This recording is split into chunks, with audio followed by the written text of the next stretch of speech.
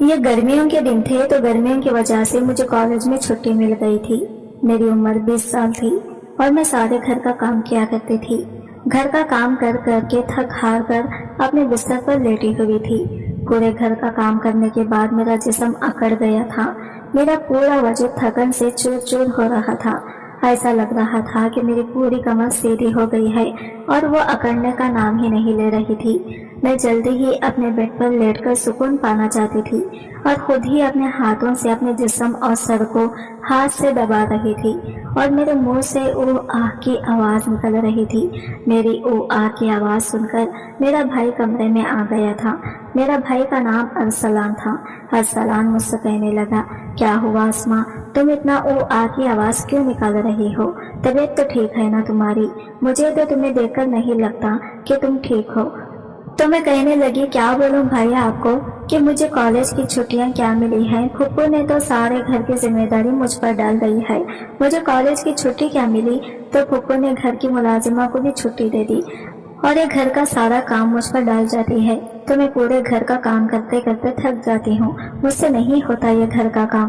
میرا اتنا کہنا تھا کہ ارسلان زور زور سے ہنسنے لگا اور میرے بے حد قریب ہو کر بیڈ پر بیٹھ گیا اور مجھ سے کہنے لگا، فکر مت کرو، میں ابھی کچن میں جاتا ہوں اور تمہاری دودھ لے کر آتا ہوں۔ تم دودھ پیو گی تو تمہاری ساری تھکن اتر جائے گی اور تمہیں بے حد سکون کی نیند آئے گی۔ میں نے ارسلان کے منہ سے اتنا سنا تھا کہ میرے دل میں سکون سا محسوس ہوا اور میرے چہرے پر مسکراہٹ آ گئی اور میں نے ارسلان سے کہا کہ میں نے گھر کی صفائی تو کر دی ہے، لیکن اب مجھے کھانا بنانے کی ہمت نہیں ہو رہی، میرے جسم میں بالکل بھی طاقت نہیں ہے، تم ہوٹل سے کھانا لے آ جانا، تھوڑا بہت سو جاؤں گی تو مجھے تھوڑا سکون مل جائے گا۔ ارسلان کمرے سے نکل گیا اور تھوڑے ہی دیر کے بعد ایک گلاس دودھ کمرے میں لے آیا۔ مجھے ارسلان بھائی پر بہت پیار آ رہا تھا، کیونکہ ارسلان بھائی جیسے کسی کو ملتے ہیں جو کہ ارسلان جیسے ہوتے ہیں۔ ارسلان بھائی میری کتنی فکر کر رہے تھے، وہ میرا کتنا خیال کر رہے تھے۔ کچھ ہی دیر کے بعد میں اپنے بھائی کو دل سے دعا دینے لگی کہ میرے بھائی کو اللہ اچھا رکھے، وہ میرے لیے کتنا فکر مند ہو رہا تھا، اور میں نے یہ گلاس پورا دودھ پی لیا جو کہ ارسلان بھائی نے مجھے لا کر دیا تھا، اور دودھ پی کر گلاس ٹیبل پر رکھ کر میں لیٹ گئی۔ ارسلان بھائی کہنے لگے کہ چلو میں تمہارا سر دبا دیتا ہوں، تم بیٹھ کر لیٹے رہو اور میں تمہارا سر دباتا رہوں گا تو تمہیں سکون کی نیند آئے گی۔ وہ میرے سرہانے بیٹھ گیا اور میرا سر دباتا اور میرے بھائی کے ہاتھ سے سر دبانے سے مجھے سکون مل رہا تھا۔ میرے جسم کا درد بھی اب تھوڑا بہت کم ہو رہا تھا۔ میں کب نیند کی وادیوں میں گئی مجھے پتا ہی نہیں چلا، میں پورا دن سوتی رہی تھی۔ میری نیند پھپھو کی آواز پر کھلی تھی۔ پھپھو کی آواز سنتے ہی میں ہڑبڑا گئی۔ جیسے ہی میں بیڈ سے اٹھی تو میرا سر چکرانے لگا اور میری نظر گھڑی پر پڑی تو رات کے 10 بج رہے تھے۔ میں تو یہ دیکھ کر حیران رہ گئی کہ میں 10 بجے تک کیسے سوئی ہوئی تھی۔ بڑی عجیب بات تھی، میں کیسے اتنے گھنٹے تک سو سکتی تھی۔ پھپھو اور پھپھا حافظ سے آ چکے تھے۔ شاید سر درد کی وجہ سے مجھے وقت کا احساس ہی نہ ہوا، کیونکہ میں گھر کا کام کر کر کے تھک چکی تھی۔ میرا پورا انگ درد ہو رہا تھا، اس لیے مجھے وقت کا پتہ نہیں چلا، اس لیے آج زیادہ سو گئی ہوگی۔ اور پھپھو اور پھپھا کی آواز سن کر میں جلدی سے اٹھ بیٹھی۔ بیڈ سے اٹھتے ہی تو میرا سر چکرانے لگا، میں دھڑ سے بیڈ پر گر گئی۔ میری آنکھوں کے آگے اندھیرا چھایا ہوا تھا، اگر دیوار کا سہارا نہ ملتا تو میں زمین پر گر پڑتی۔ میں ہمت کر کے فریش ہونے کے لیے چلی گئی۔ فریش ہو کر باہر آئی تو کھانے کی ٹیبل پر سبھی لوگ بیٹھے ہوئے تھے۔ میں ارسلان کے بغل کے چیئر پر جا کر بیٹھ گئی۔ وہ مجھے مسکراتے ہوئے دیکھا اور میرے پلیٹ میں کھانا ڈال کر دینے لگا، اور پھر پھپھو کو کہنے لگا کہ پھپھو آپ اسما پر کام کا بوجھ تھوڑا کم ڈالا کریں۔ ارے اگر ملازمہ نہیں آ رہی تو اس کی جگہ کوئی اور رکھ لیں، یہ بیچاری سارا دن کام کر کر کے تھک جاتی ہے، دیکھیں تو اس کی رنگت پیلی پڑ چکی ہے۔ میری حالت واقعی خراب ہو چکی تھی، میں کافی بوجھل محسوس کر رہی تھی۔ میرے پھپھو اور پھپھا دونوں ہی جاب کرتے تھے، کیونکہ صرف پھپھا کی جاب سے گھر چلنا مشکل تھا، اوپر سے ہماری پڑھائیوں کے خرچے بھی کچھ کم نہ تھے، اسی لیے میری پھپھو بھی اسی کمپنی میں جاب کرتی تھی جہاں پھپھا کرتے تھے۔ میں اور ارسلان کالج جاتے تھے، مگر ابھی امتحان کی وجہ سے چھٹیاں تھیں، اس لیے ہمیں گھر ہی رہنا پڑ رہا تھا۔ میں نے یہ بات نوٹ کی تھی کہ پچھلے کچھ دنوں سے ارسلان میرے ساتھ کچھ زیادہ ہی اٹیچ ہو چکا ہے۔ جب سے مجھے چھٹیاں ہو رہی تھی وہ میرا بہت خیال رکھنے لگا تھا۔ اگر میں گھر کا کوئی کام کر رہی ہوتی تو آ کر میری مدد کرنے لگتا، اگر میں تھک جاتی تو میرا سر دبا دیتا. میں اسے منع کرتی مگر کہتا کہ نہیں تم تھک چکی ہو, اتنا کام کرتی ہو, میرا حق ہے کہ میں تمہیں سکون پہنچاؤں. میں بھی خاموشی سے لیٹی رہتی مگر ایک رات جو کچھ ہوا میرے ہوش اڑ گئے تھے. کہ ارسلان کبھی ایسا بھی کر سکتا ہے؟ میں اپنے کمرے میں سو رہی تھی. آدھی رات کے وقت مجھے محسوس ہوا جیسے کوئی میرے کمرے میں داخل ہوا ہے. آہستہ سے چلتا میرے بستر کے قریب آیا ہو. بھلے ہی میں سو رہی تھی مگر میرا ذہن بیدار تھا. میں نے ہڑبڑا کر آنکھیں کھول دی. کمرہ اندھیرا میں ڈوبا ہوا تھا. جب میں نے اٹھ کر دیکھا تو اندر کوئی بھی نہیں تھا, بس کمرے کا دروازہ تھوڑا کھلا ہوا تھا. میں سونے سے پہلے ہمیشہ دروازہ بند کر کے سوتی تھی, پھر خود کیسے کھل سکتا تھا؟ میں نیند سے بھری آنکھوں سے اٹھی اور دروازے کو لاک کرنے لگی. دروازہ لاک کرنے کے بعد دوبارہ پلٹ کر بستر پر سو گئی. میری آنکھیں بند تھی کہ ایک مرتبہ پھر مجھے قدموں کی چھاپ سنائی دینے لگی. ایسے لگ رہا تھا جیسے کوئی بستر پر میرے پاس بیٹھا ہوا وہ اپنا ہاتھ میری جانب بڑھا ہی رہا ہو. لیکن میں نے پلٹ کر پیچھے دیکھا, کوئی بھی نہیں تھا. مجھے گھبراہٹ ہونے لگی تھی. میں نے اٹھ کر کمرے کی لائٹ آن کر دی. دروازہ کھول کر بھی باہر دیکھا مگر وہاں پر کوئی نہیں تھا. آج سے پہلے تو ایسا کبھی بھی نہیں ہوا تھا جو اب ہو رہا تھا. مجھے پانی کی طلب ہوئی تو کمرے کا دروازہ کھول کر کمرے سے باہر نکلی. عین اسی وقت ارسلان بھی اپنے کمرے سے باہر نکلا تھا. مجھے اٹھا دیکھ کر کہنے لگا کہ کیا بات ہے, آپ ابھی تک جاگ رہے ہیں؟ میں اسے بتانے لگی کچھ نہیں, بس مجھے ایسے محسوس ہوا جیسے کمرے میں کوئی موجود ہو. پانی پی کر دوبارہ کمرے میں آیا. فوراً ارسلان بھی پیچھے ہی میرے پاس آ چکا تھا. کہنے لگا آپ کو ڈرنے کی ضرورت نہیں ہے, اگر آپ کو ڈر لگ رہا ہے تو میں آپ کے پاس سو جاتا ہوں. میں نے اس سے کہا کہ نہیں, میری وجہ سے تمہیں اپنی نیند خراب کرنے کی ضرورت نہیں ہے, تم اپنے کمرے میں سو جاؤ.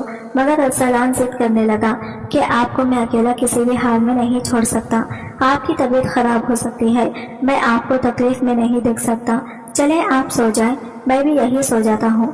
میں نے کہا نہیں, میں ٹھیک ہوں, مگر وہ تو میرے قریب میں ہی سونے پر ضد تھا. میں بیڈ پر جا کر سو گئی اور اس نے تکیا اٹھا کر صوفے پر رکھ لیا اور وہیں پر سو گیا. اس رات مجھے یوں محسوس ہوا جیسے کوئی سرہانے بیٹھ کر مجھے بہت دیر تک دیکھتا رہا ہو.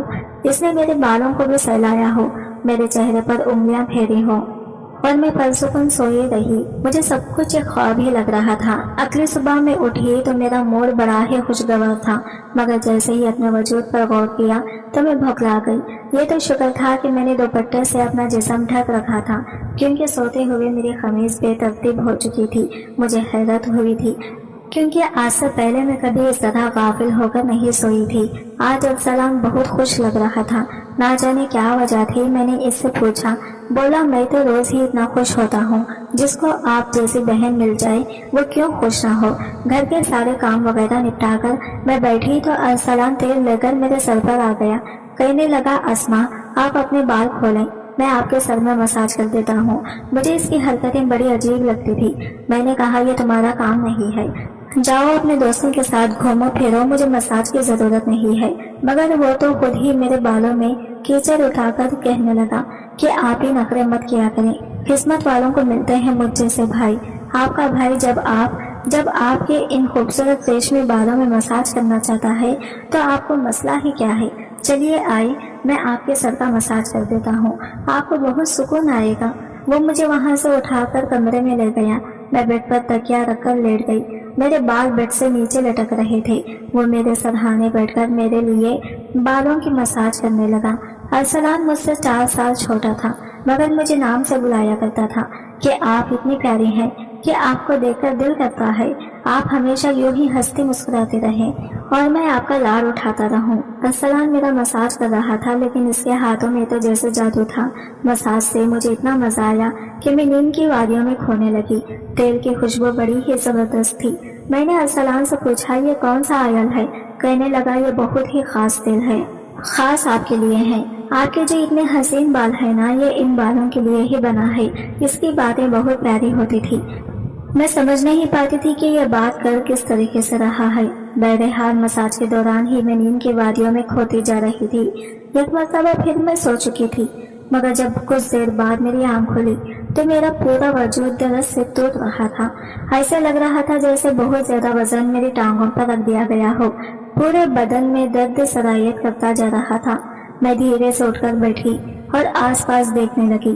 جب اپنے وجود پر غور کیا تو میں مکمل بھیگی ہوئی تھی۔ ایسے لگ رہا تھا کہ جیسے مجھے کسی نے نہلا دیا ہو۔ میرے کپڑے گیلے تھے، پنکھا بند تھا اور گرمی تھی۔ آخر یہ سب کچھ ہو کیا گیا تھا؟ میں بڑی مشکل سے بیڈ سے اٹھی۔ مجھے چکر آ رہے تھے، مجھ سے چلنا مشکل ہو رہا تھا۔ میں اپنی حالت سمجھ نہیں پا رہی تھی کہ میرے ساتھ یہ سب کچھ ہو کیا رہا ہے۔ بڑی مشکل سے چل کر واش روم گئی اور فریش ہوئی تھی۔ اپنی حالت پر غور کیا تو ایسے لگا جیسے میں سوئی نہیں بلکہ کوئی مشقت والا کام کر رہی تھی۔ میں جب کمرے سے باہر نکلی تو مجھے کھسل پھسل کی آواز آئی۔ ایسے لگ رہا تھا جیسے ارسلان کسی سے بات کرتا رہا ہو۔ گھر میں تو میرے اور اس کے علاوہ اور کوئی بھی موجود نہیں تھا، پھر وہ کس کے ساتھ بات کر رہا تھا؟ میں پہلے تو کچن میں پانی پینے گئی مگر تب تک آواز آنا بند ہو گئی تھی۔ میں کچن کے دروازے کے پاس کھڑی تھی۔ جب ارسلان بیٹھک سے نکلا تو اس کے ہاتھ میں کافی پیسے تھے جن کو دیکھ کر وہ مسکرا رہا تھا۔ میرے ماتھے پر بل پڑے تھے۔ اگلے ہی پل ارسلان کی بھی نظر مجھ پر پڑی تھی۔ مجھے دیکھ کر کہنے لگا، اسما آپ اٹھ گئی؟ میں چلتے ہوئے اس کے قریب آئی۔ وہ ہڑبڑا کر پیسے اپنی پینٹ کے جیب میں ڈال رہا تھا مگر میں اس کا ہاتھ پکڑ کر ان پیسوں کو سامنے لا کر بولی، ارسلان اتنے پیسے تمہارے پاس کہاں سے آئے؟ وہ نظریں جھکا چکا تھا۔ کہنے لگا، آپ پلیز پھوپھا کو مت بتانا۔ میں تو تجسس میں مبتلا ہوئی تھی کہ اس نے یہ پیسے پھوپھا کے تو نہیں نکالے۔ میں سختی سے بولی تو وہ سہم گیا۔ کہنے لگا کہ یہ پیسے پھوپھا کی ایک دوست کئی سال پرانا قرض اتارنے آئے تھے۔ میں نے تو سوچا تھا کہ ان سے موبائل لوں گا لیکن اس نے پیسے مجھے تھما دیے۔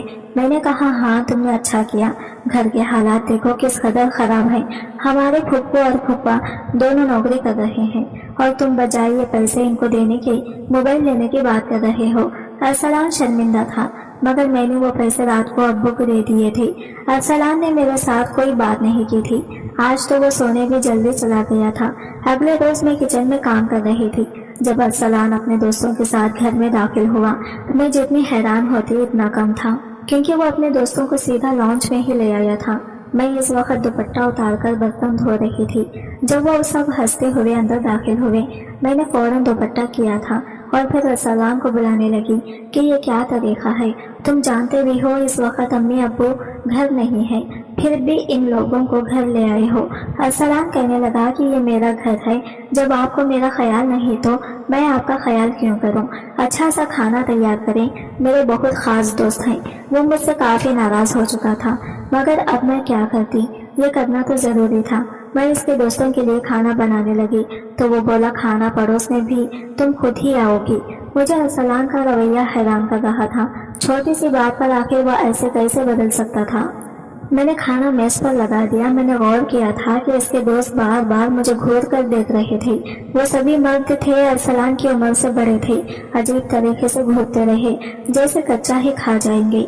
میں اپنے کمرے میں بند ہو کر رہ چکی تھی۔ جیسے ہی وہ گئے تو میں ارسلان پر پھٹ پڑی کہ دوبارہ تمہارے دوست مجھے اس گھر میں نظر نہ آئے۔ مگر وہ تو اگلے ہی پل وہ میرے گال تھام کر کہنے لگا، اتنا غصہ کہاں سے آتا ہے آپ میں؟ نہیں آئیں گے وہ دوبارہ، مگر آپ اس بارے میں پھپھو اور پھپھا کو کچھ نہیں بتائیں گے۔ کیسا لڑکا تھا یہ، کبھی پیار نچھاور کرنے لگتا تو کبھی چڑھنے لگتا۔ بہرحال میں نے ہاں میں سر ہلا دیا اور اپنے کمرے میں چلی گئی۔ مجھے ارسلان کی حرکتیں کچھ مشکوک سے لگنے لگی تھی کیونکہ وہ اب مجھے عجیب ہی طرح سے دیکھنے لگا تھا۔ اس روز بھی میں جب اپنے کمرے میں آرام کرنے کے لیے سوئی تو اچانک مجھے اپنے پیروں پر کسی کے ہاتھ محسوس ہوئے۔ میں نے جب بھوکلا کر آنکھیں کھولے تو ارسلان میرے پیروں کے اپنی گود میں رکھ کر مساج دے رہا تھا۔ میں نے اسے ایسا کرنے سے منع کیا مگر وہ کہنے لگا کہ میں جو کر رہا ہوں مجھے کرنے دیں، اس گھر میں یہ کہ میں ہوں جسے آپ کی اتنی فکر ہے۔ پھپھو اور پھپھا کو تو کام سے ہی فرصت نہیں۔ خیر میں بھی پرسکون ہو چکی تھی، آنکھیں بند کیے سونے لگی۔ ارسلان کے ہاتھوں کے مساج تو میں نیند کی وادیوں میں کھونے لگی تھی مگر جب میری آنکھ کھلی تو میرے ہوش گم ہو چکے تھے۔ میرا سر بری طرح سے چکرا رہا تھا، بستر کی چادر بالکل بے ترتیب ہو چکی تھی۔ صرف اتنا ہی نہیں، بیڈ پر ایک شرٹ بھی پڑی تھی اور ساتھ ہی ایک میل پرفیوم بھی پڑا تھا۔ آخر یہ سامان کس کا تھا؟ میں تو کتنی دیر کچھ بول نہ سکی۔ سر میں اس قدر شدید درد کی ٹھیس اٹھ رہی تھی کہ میں دوبارہ بستر پر گر چکی تھی۔ ایسے لگ رہا تھا جیسے مجھے تو کسی نے بے ہوشی کی دوا پلا دی ہو۔ مجھے اپنے پاس کھسل پھسل کی آواز آ رہی تھی۔ मगर ये कौन बोल रहा था मैं पहचान ना सकी। मुझे तो सिर्फ अरसलान की आवाज़ में लग रही थी। ऐसे लग रहा था जैसे अरसलान मेरे कमरे में मौजूद हो, मुझे उठाने की कोशिश कर रहा हो। कुछ देर बाद जब आंख खुली तो सारा मंजर मेरी नज़रों के सामने घूमने लगा। मैंने आंखें खोलकर सबसे पहले बेड की जानिब देखा जहाँ पर शर्ट और परफ्यूम पड़ा था, मगर अब तो यहाँ पर ऐसा कुछ भी नहीं था। आज फिर मेरी हालत बड़ी अजीब थी। मैं भी बच्ची तो नहीं थी जो ये सब कुछ समझ ना सकती। घर में सिवाय मेरे और अरसलान के और कोई होता भी नहीं था। फिर मेरे सोने के बाद आखिर ऐसा भी क्या होता था कि मेरा पूरा वजूद पसीने से शराबुर होता। ऐसे लगता है जैसे मुझे पानी से नहला दिया गया हो। सिर्फ इतना ही नहीं, जिस्म दर्द से चूर था, रंगत भी बिल्कुल पीला ही पड़ चुकी थी। दिन ब दिन मैं कमजोर होती चली जा रही थी। इस रोज भी अरसलान मेरे करीब आने की कोशिश कर रहा था, मगर मैं बहाना बनाकर अपने कमरे में आ चुकी थी। ज़हीन में अजीब वसवसे आने लगे थे। तबीयत भी काफी खराब थी। मेरी तबीयत देखकर अम्मी भी परेशान होगी। कहने लगी कि मैं कल ही हाफिज से छुट्टी लेकर तुम्हारा डॉक्टर से चेकअप करवाती हूँ। आखिर क्या मसला है, तुम्हें देखे तो सही कैसे जर्द पड़ चुकी हो। इस रोज सारी रात में उल्टियाँ करती रही, सांस फूल रहा था, ठीक से सो न सकी। अगले रोज मेरे फूफू और फूफा हमेशा की तरह फिर से अपने काम पर जा चुके थे। इन्हें तो शायद मेरी कोई परवाह ही न थी। मैं खुद ही डॉक्टर के पास गई, जहाँ पर अल्ट्रासाउंड में ये आया था कि मैं हामिला हूँ। आखिर ये सब कुछ मेरे साथ कौन कर सकता, मेरा भी ना था। अरसलान मेरा भाई था, लेकिन फिर ज़हीन में यह बात आई कि अरसलान को तो मैं अपना सगा भाई समझती हूँ, जबकि ये बात किसी से ढकी छुपी नहीं है कि अरसलान मेरा सौतेला भाई है। वो मेरी माँ की औलाद है, जबकि मैं तो अपनी अम्मी की पहली शादी में से थी और कार एक्सीडेंट में फौत हो चुकी थी। तब से ही हमें फूफू और फूफा पाल पोस कर बड़ा किया था, क्योंकि उनके कोई भी औलाद नहीं थी। इसलिए इस तरह की बातें मुझे कुछ गलत सोचने पर मजबूर कर रही थी। समझ नहीं आ रहा था कि किस मुंह से अपने फूफू और फूफा को इस बारे में बताऊं। अरसलान मेरे पास बैठा फूफू फूफा के सामने कभी मेरा हाथ पकड़ता तो कभी मेरी गाल खींच देता। अगले ही रोज मैं हॉस्पिटल गई और अबाशन से पहले डॉक्टर से कहा कि इस बच्चे का डीएनए करें। डॉक्टर ने डीएनए रिपोर्ट बताई तो मेरे तो जैसे सांस लेना भूल चुकी थी। मैं जो समझ रही थी वैसा कुछ भी नहीं था। ये बच्चा तो किसी और का था, लेकिन ये कौन कर सकता था मेरे साथ। फूफू और फूफा घर से गए तो मैंने अपने कमरे में मोबाइल का कैमरा फिट कर दिया। इस रोज वो फिर मेरे पास आया और मेरे सर में मसाज करने लगा। मैं भी खामोशी से लेटी रही। बहुत कोशिश की कि ना सोऊं, मगर शायद इस तेल में बेहोशी की दवा थी, जिसे सूंघते ही मैं बेहोश हो जाती। कई घंटों बाद मुझे होश आया था। फूफू और फूफा भी घर आ चुके थे। जब मैंने कैमरे की रिकॉर्डिंग सामने की तो मेरे पैरों के जैसे जमीन निकली थी। अरसलान मेरे कमरे में अपने अय्याश दोस्तों को ला रहा था जो मेरे साथ बदकारी कर रहे थे। अपना मकसद पूरा करने के बाद अरसलान को उन्होंने पैसे दिए और वहां से चले गए। ये बात मुझ पर किसी क़यामत की तरह टूटी थी। मैंने कमरे से बाहर जाकर अरसलान को गिरबान से पकड़ा और थप्पड़ों की बौछार इसके मुंह पर कर दी। अरसलान खुद भौंकलाया हुआ था। फूफू और फूफा भी वहीं पर आ गए। फूफू गुस्से से मेरा हाथ पकड़ चुके थे कि होश में तो हो, क्या पागल हो गई हो, क्यों मार रही हो अरसलान को। मैंने रोते हुए वो वीडियो इन्हें दिखा दी कि ये जलील इंसान मेरे साथ ही सब कुछ करवाता है। वीडियो मेरी फूफू ने देखी तो वो फर्श पर गिर चुकी थी। फूफा को भी इस बात पर यकीन नहीं आ रहा था। उन्होंने अरसलान को पकड़कर बहुत मारा। इसके मुंह और नाक से खून बह रहा था। गुस्से से कहने लगा कि मैंने इसे कभी अपनी बहन समझा ही नहीं, मुझे पैसों की जरूरत रही थी। लोग इसके लाखों रुपए देने को तैयार थे। मुझे अपनी जरूरियात पूरी करनी थी, इसलिए मैंने यह कदम उठाया। अपनी बहन की जिस्म फिरोशी करवाई। मैं अपने कानों पर हाथ रखकर बस रोए जा रही थी। फूफा ने इसे इतना मारा कि वो लहूलुहान हो गया, मगर जैसे तैसे खुद को इनसे छुड़वाकर घर से भाग गया और दोबारा कभी पलटकर इस घर में नहीं आया। मेरे पेट में पल रहा बच्चा नाजायज था, जिसका मैंने अबॉर्शन तो करवा दिया, मगर अरसलान ने जिस कदर घिनौना खेल मेरे साथ खेला था मैं मरते दम तक नहीं भूल सकूंगी। यकीनन आजकल के इस पर फितन दूर में भाई वही होता है जो आपके सगे वालिदैन से हो। किसी भी अनजान मर्द के सहारे अपनी जवान जहां बेटी को छोड़ना यकीनन बहुत बड़ी बेवकूफ़ी है, क्योंकि शैतान पुरुष मर्द हर वक्त इस आड़ में रहते हैं कि वो किसी न किसी बिनते हवा की इज्जत को नीलाम करें। तो मैं अपने तमाम देखने और सुनने वाले वालिदैन से यही गुजारिश करूंगी कि हमेशा अपनी बेटियों को साथ कदमों में रखें और कभी किसी भी अनजान मर्द के सहारे पे इन्हें अकेला ना छोड़ें। इस सारे मामले में आखिरी गलती किसकी थी? मेरे माँ बाप के जो पैसे कमाने के चक्कर में बच्चों से बिल्कुल ही गाफिल हो गए थे, या फिर मेरी के मैं अपने सौतेले भाई के साथ अकेली इस घर में रहती थी, इस पे हद से ज्यादा एतबार करती थी, इसे अपना सगा भाई ही समझती थी। आज की वीडियो कहानी आपको कैसी लगी कमेंट करके जरूर बताइएगा, और वीडियो अच्छी लगी है तो लाइक शेयर जरूर कीजिएगा और हमारे चैनल को सब्सक्राइब करें फ्रेंड्स। मिलते हैं अगले नई वीडियो के साथ, तब तक के लिए बाय बाय, टेक केयर, अल्लाह हाफिज।